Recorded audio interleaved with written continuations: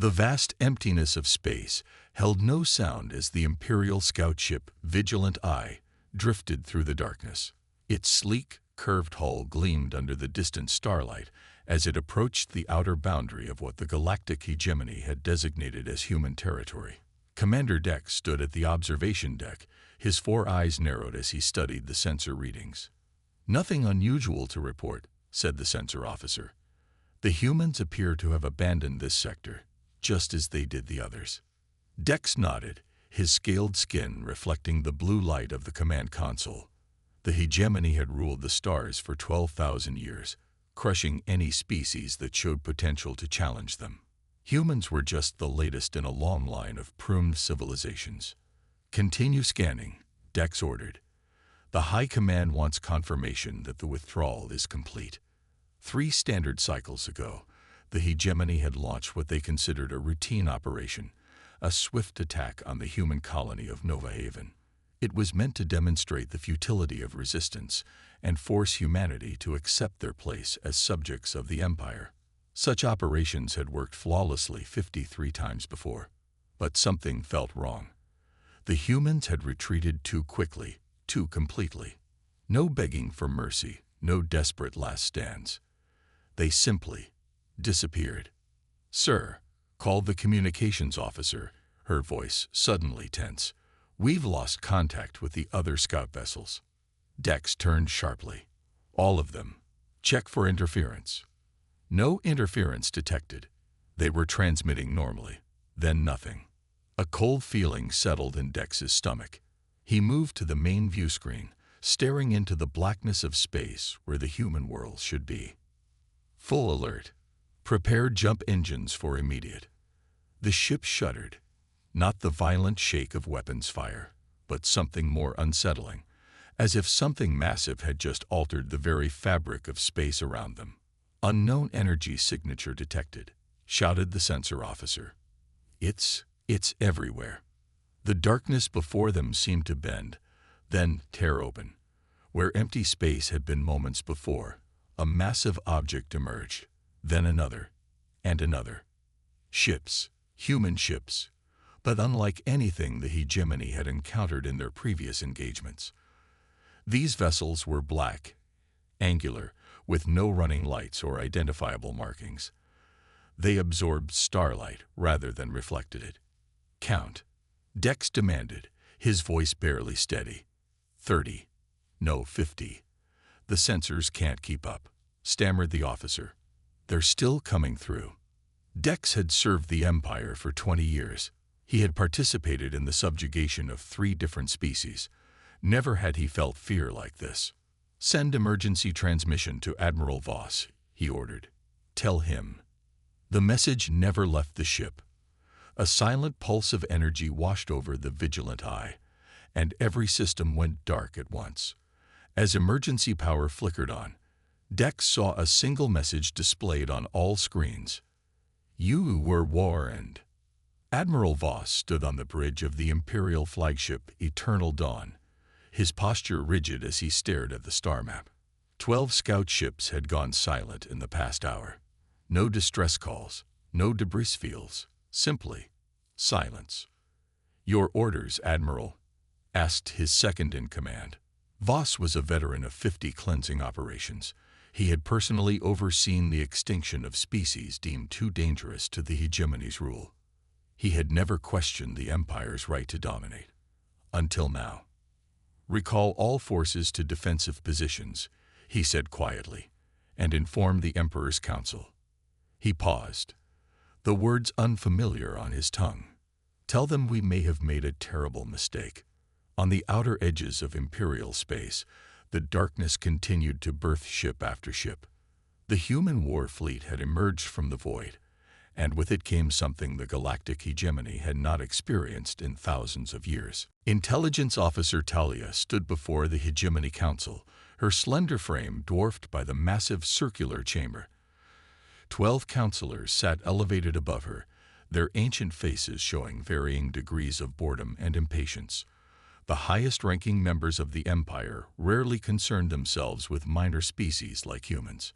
"Get to the point, officer," said Counselor Margot. the eldest and most powerful. Why have you requested this emergency session? Talia took a deep breath. Her career would likely end today, but the truth needed to be spoken. Honorable counselors, I believe we have gravely underestimated the human response to our disciplinary action at Nova Haven. A ripple of dismissive murmurs spread through the chamber. The humans retreated, did they not? Asked Counselor Vec, checking data on his personal screen. Our reports indicate they abandoned their outer colonies without resistance. Standard behavior for a species acknowledging its proper place. Talia activated the holographic display at the center of the room. A three-dimensional map appeared, showing human territory as it had existed 3 years ago. Dozens of colonies spread across several star systems. This was human space before our attack, she said, then swiped her hand. The map changed, showing most colonies now dark. And this is current intelligence. They appear to have withdrawn to their home system.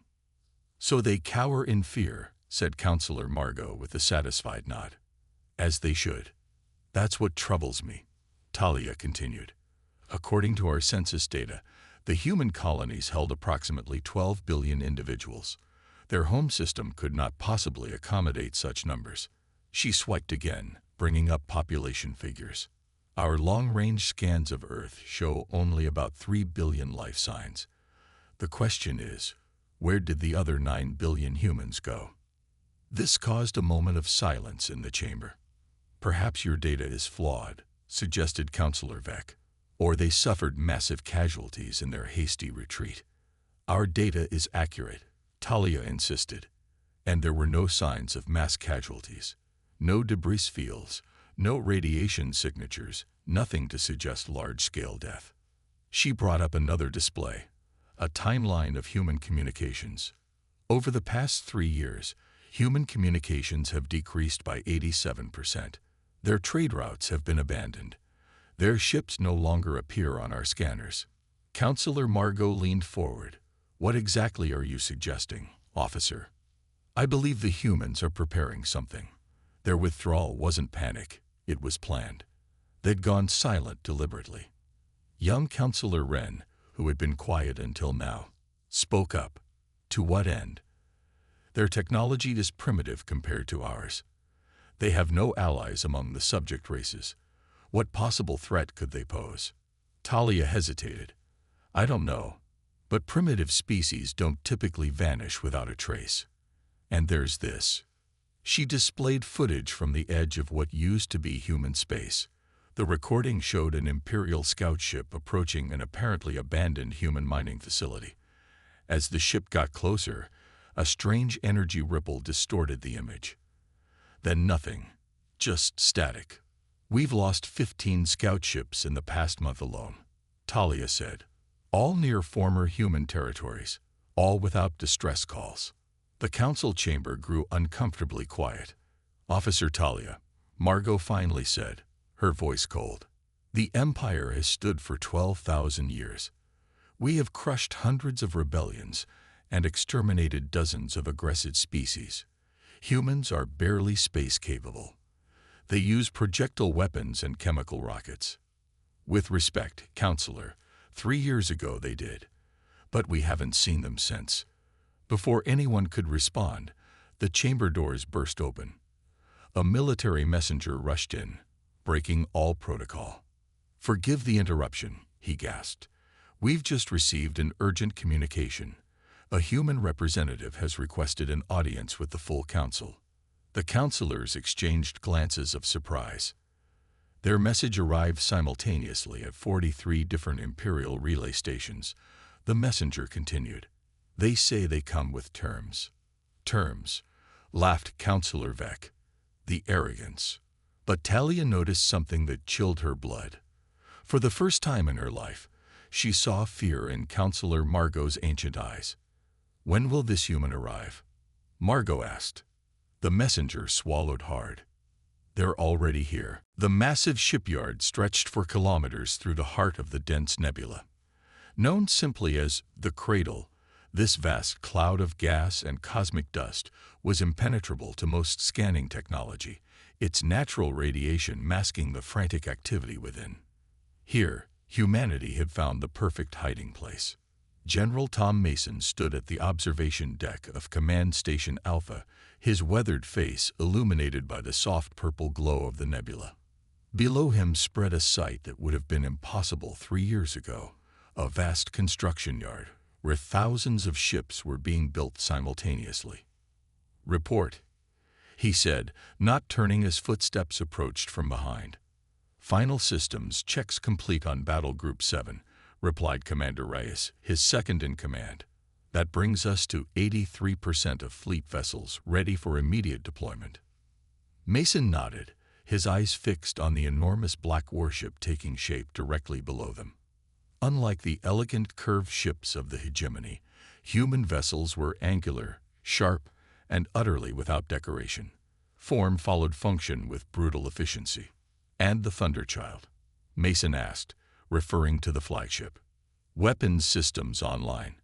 Jump drives calibrated. She's ready, sir." Mason finally turned, studying Rice's face. Both men had been there when Nova Haven fell. Both had watched the Imperial fleet reduce a colony of 2 million to ash in less than 6 hours. Neither had slept well since. "Show me the latest test results," Mason ordered. Reyes activated the holographic display embedded in the wall. It showed footage of a small, unmanned craft approaching what appeared to be a standard hegemony shield barrier. The craft fired a single projectile, not an energy weapon like those used by the Empire, but something physical and seemingly simple. Upon impact, the Imperial shield didn't just fail, it collapsed completely, as if its very structure had been unraveled. "Shield bypass technology is now standard on all torpedoes," Rice said. "Based on the fragments we recovered from their scout ships, their defensive systems haven't changed in over a century." They saw no need to improve. "Complacency," Mason muttered. "After 12,000 years of dominance, I suppose even an empire gets lazy." A low rumble vibrated through the station as a massive cargo hauler passed nearby, carrying what looked like an asteroid. But this was no natural formation. It was a mining vessel, disguised to resemble space debris, while containing an entire factory inside. "Remember when we could barely get 2 nations on Earth to cooperate on a space program?" Mason asked with a grim smile. "Now look at us." The nebula concealed more than ships. Entire populations from the outer colonies have been evacuated here, living in massive habitat rings constructed inside hollowed-out asteroids. Children were born, people married, life continued, all hidden from Imperial eyes. "The latest intelligence from our deep cover agents?" Mason asked. Reyes's expression darkened. "The Empire continues expanding. 3 more systems brought under Imperial protection last month. The usual pattern. Demonstrate overwhelming force, demand submission, install puppet governments." Mason clenched his jaw. "And the ones who resist?" "Eliminated. Completely." Reyes paused. "Just like they planned for us." Mason turned back to the window.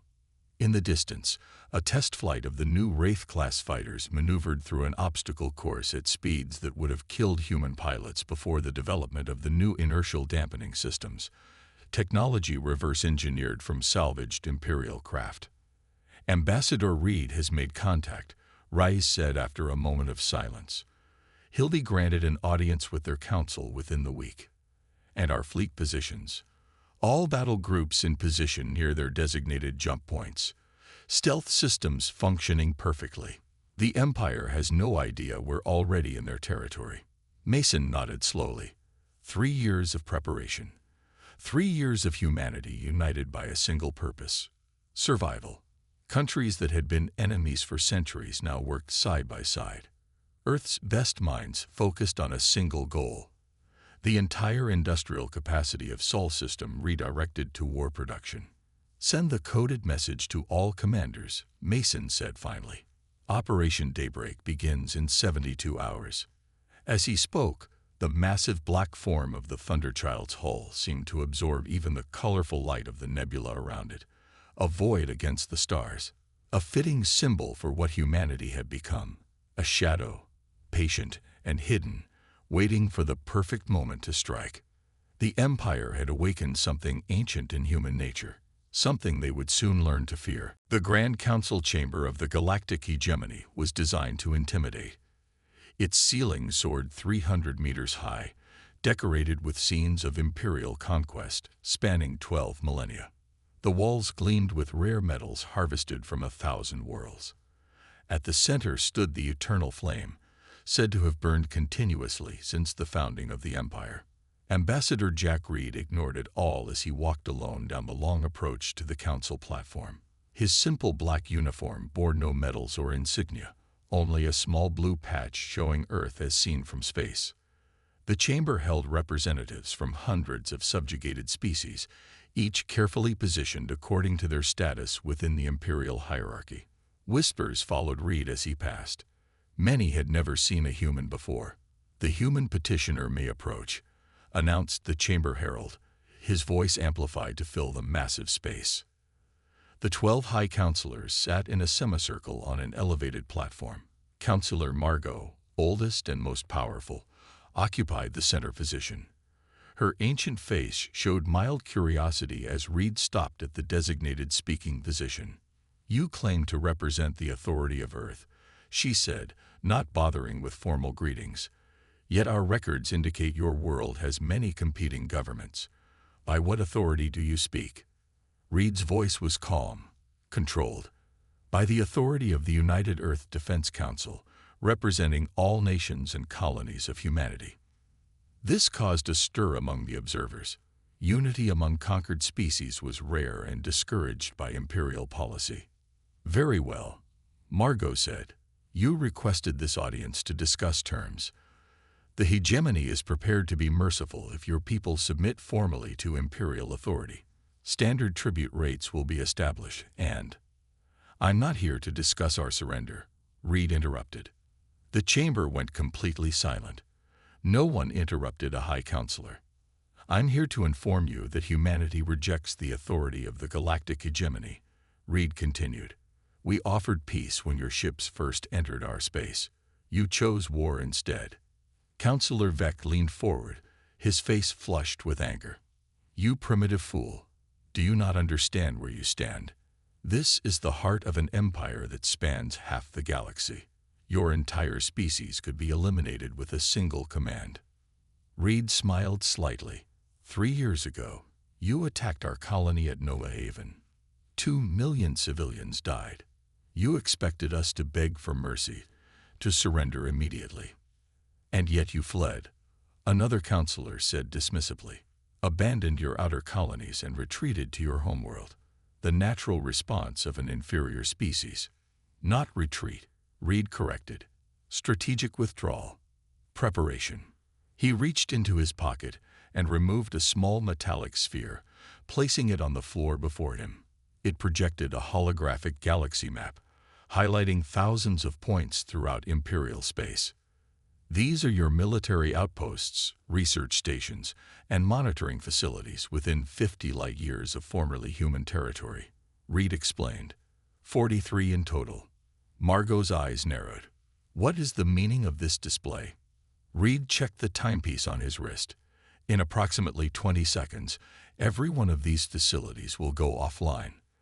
Laughter erupted from several counselors. "Such arrogance!" Vec exclaimed. "Each of those installations is protected by the finest imperial technology." Reed simply waited, watching his timepiece. Suddenly, a junior officer rushed into the chamber, approaching the council platform with obvious panic. He whispered urgently to Counselor Margot, whose ancient face drained of color. "Impossible," she whispered. The chamber's main display activated automatically, showing emergency alerts from across imperial space. One by one, status indicators for all 43 outposts turned from green to red. "What have you done?" demanded Margot, rising from her seat. "We disabled them," Reed said simply, "not destroyed."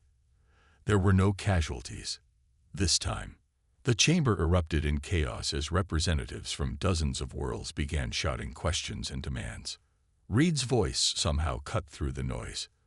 "For 12,000 years, the hegemony has dominated through fear. You attack without warning, destroy without mercy, and expect immediate submission. He gestured to the display showing the disabled outposts. Humanity does things differently. This is your warning.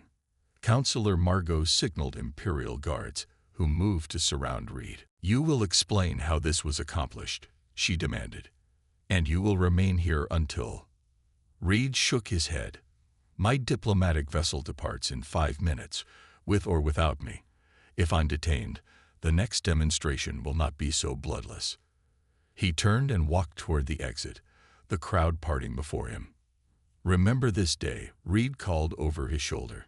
It marks the first time in 12 millennia that the hegemony has been forced to negotiate. Part 5.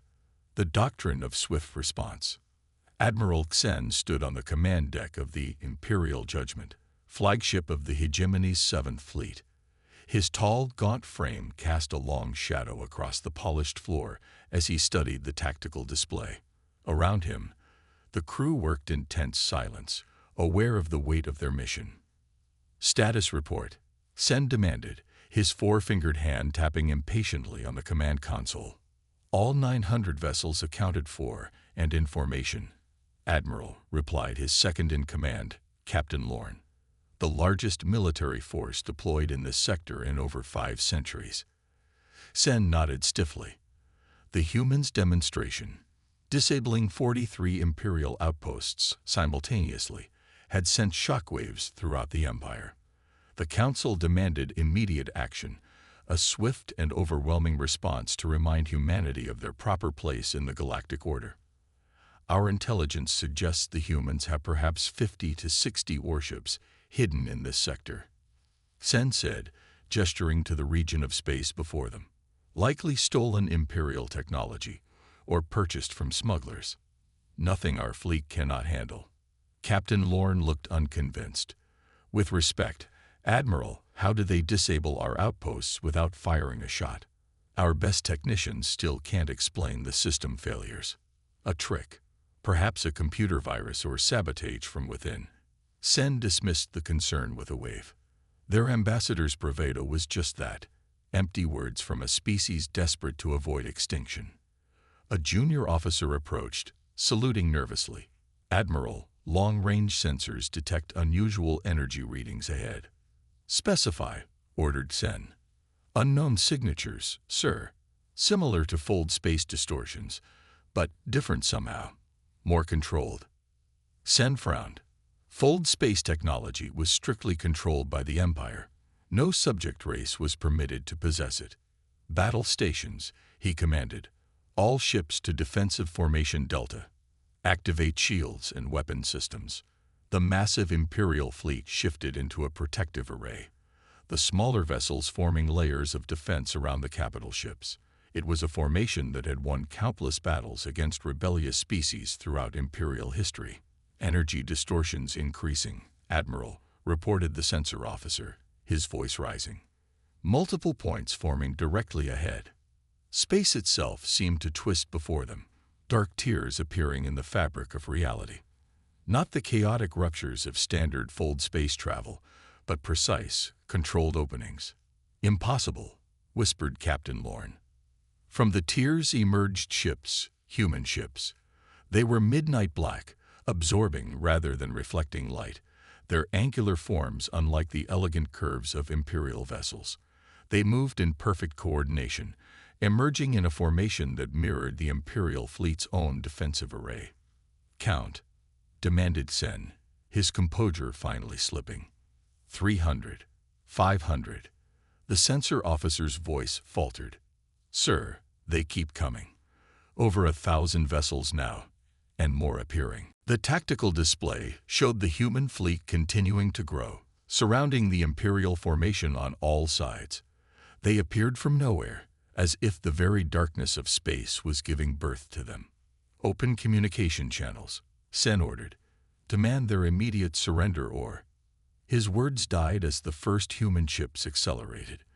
They moved unlike any vessels Xen had seen in his 3 centuries of service, changing direction instantaneously, without the turning radius required by even the most advanced Imperial craft. How are they moving like that? Gasped Captain Lorne. The G-forces would kill any organic pilot. Fire all weapons. Sen commanded. Full spread.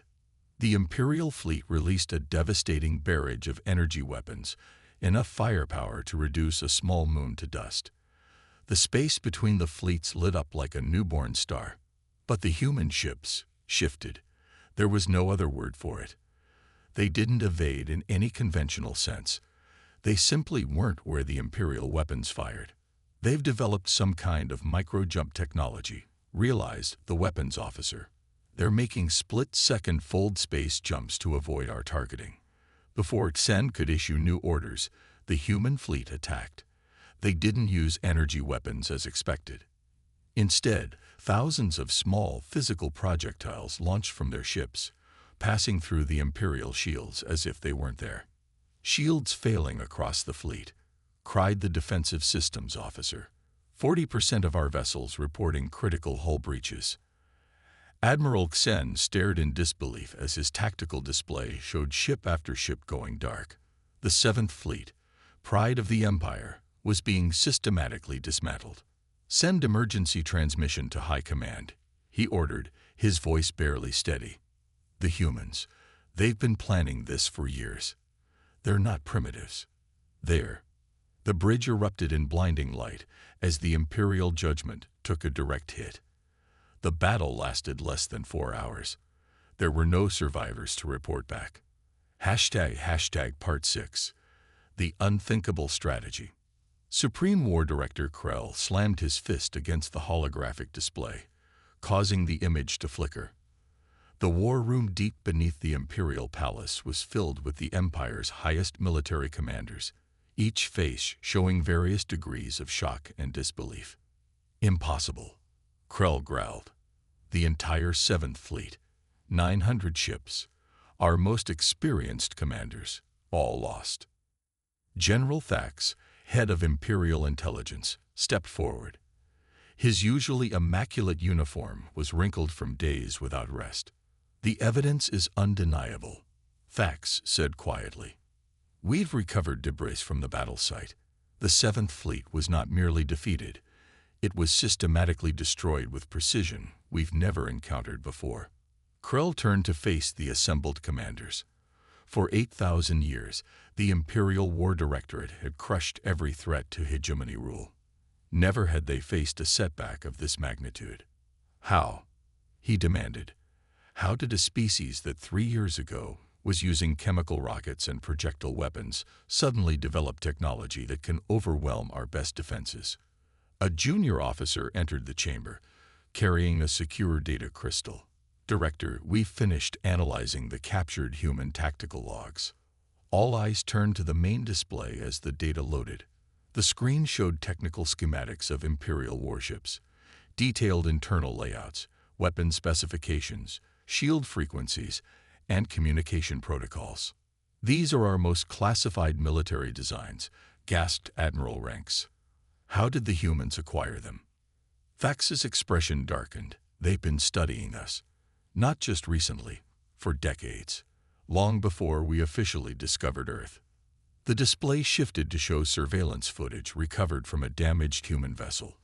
It showed Captain Drake, a human officer, addressing his crew before battle. For 50 years, our deep space probes and stealth observation posts have monitored Imperial expansion, Drake said in the recording. We watched as they destroyed the Araxian civilization. We documented their genocide of the Tellus colonies. We studied their tactics, their technology, their weaknesses. While they thought us primitive, we prepared. Krell sank into his chair, suddenly looking much older than his 3 centuries.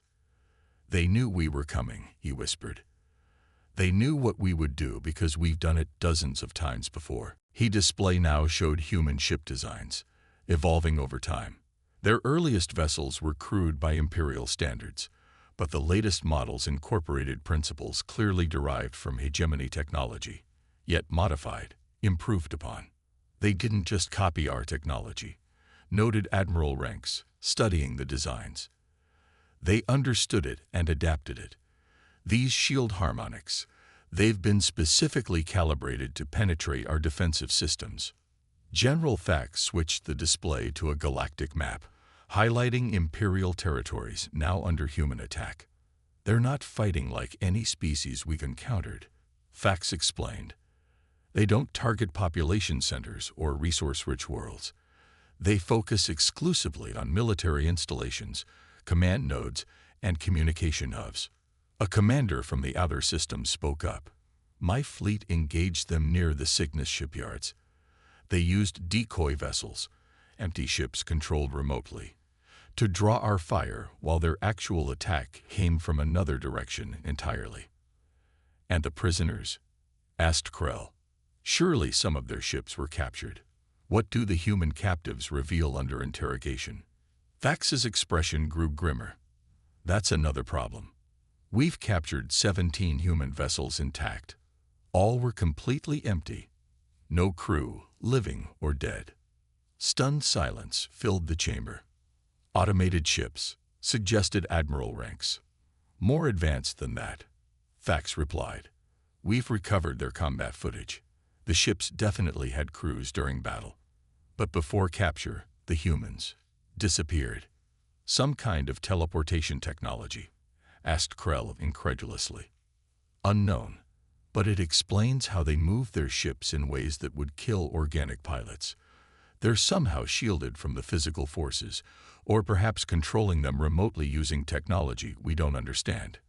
Krell turned to the strategic display, where red indicators showed Imperial defeats spreading across 3 sectors.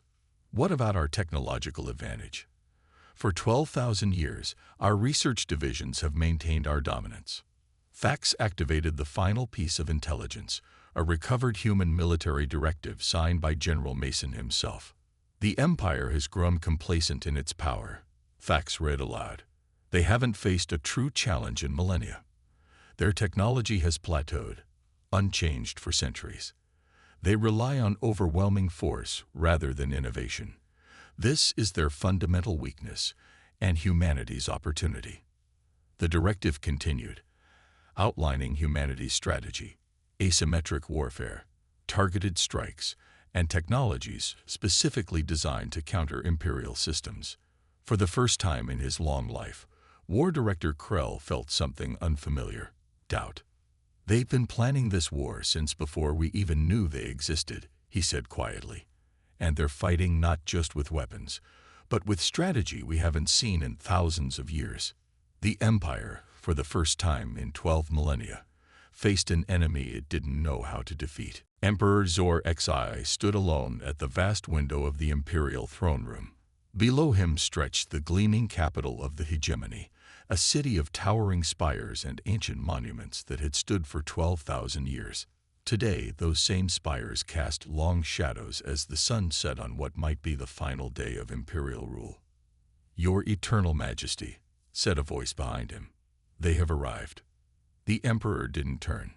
His eyes remained fixed on the sky above, where thousands of dark shapes now hung in perfect formation.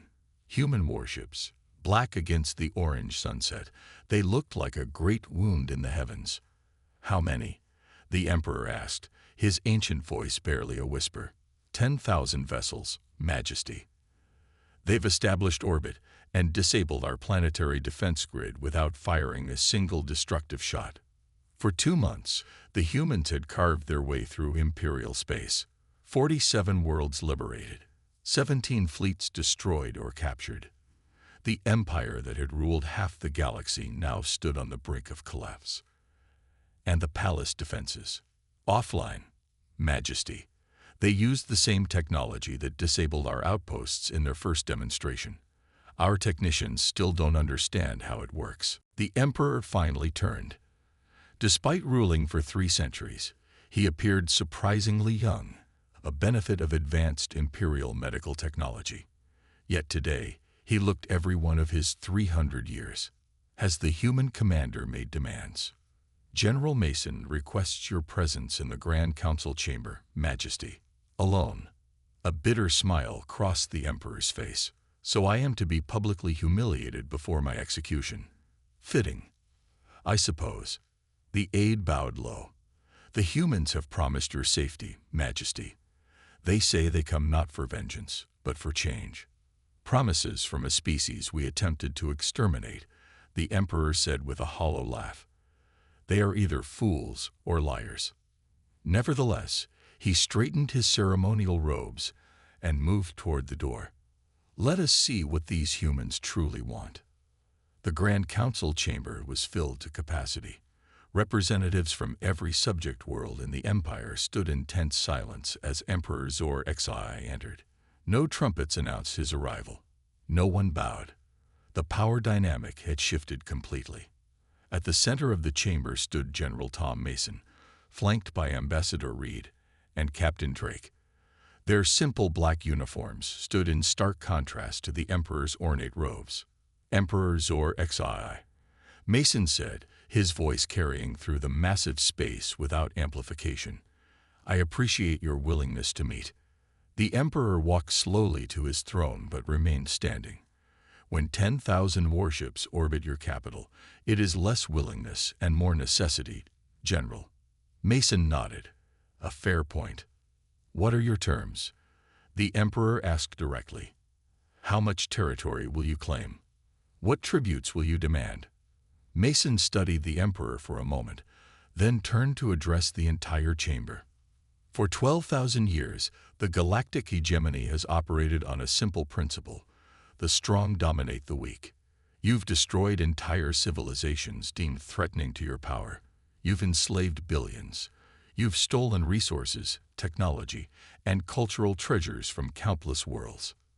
He paused, his eyes sweeping the chamber. Humanity could continue this cycle. We could destroy your fleets, bombard your worlds, and establish ourselves as the new dominant species. Many among us wanted exactly that after what happened at Nova Haven. The chamber was completely silent. But we choose a different path, Mason continued. The hegemony's policy of extermination ends today. He activated a holographic display showing a new galactic map. A clear boundary line appeared, dividing Imperial space. This is our proposal. The Empire will withdraw from these regions, which will form an independent coalition of worlds. Earth will help establish defensive capabilities to ensure their freedom, but each planet will govern itself. Murmurs of shock rippled through the chamber. The remaining Imperial territory will be yours to govern, but under new terms. No more pruning of emerging species, no more forced tributes, no more planetary strip mining. The Emperor's hands gripped his throne. You expect us to voluntarily surrender half our territory and abandon policies that have maintained our power for millennia. Why would we agree to such terms? Mason's expression hardened.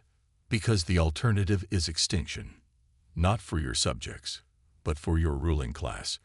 We can target Imperial leadership with precision that would make your head spin. Ambassador Reed stepped forward. We prefer cooperation to conquest, Emperor. But make no mistake, humanity will not allow the cycle of Imperial expansion to continue. The Emperor slowly sank into his throne, the weight of reality settling upon him. Your terms will be considered, he said finally, the words clearly painful. As the Imperial leadership filed out to deliberate, Captain Drake approached a group of representatives from formerly subjugated worlds. Is it true? Asked one. A member of a species nearly driven to extinction by Imperial expansion. Will we truly be free? Drake nodded. Humanity remembers what it's like to face extinction. We won't become what we fought against. Throughout the chamber, whispers spread among the representatives of 100 worlds. For the first time in 12 millennia, they dared to imagine a galaxy without Imperial dominance. The Empire now knew borders. The Empire now knew limits. The Empire now knew fear.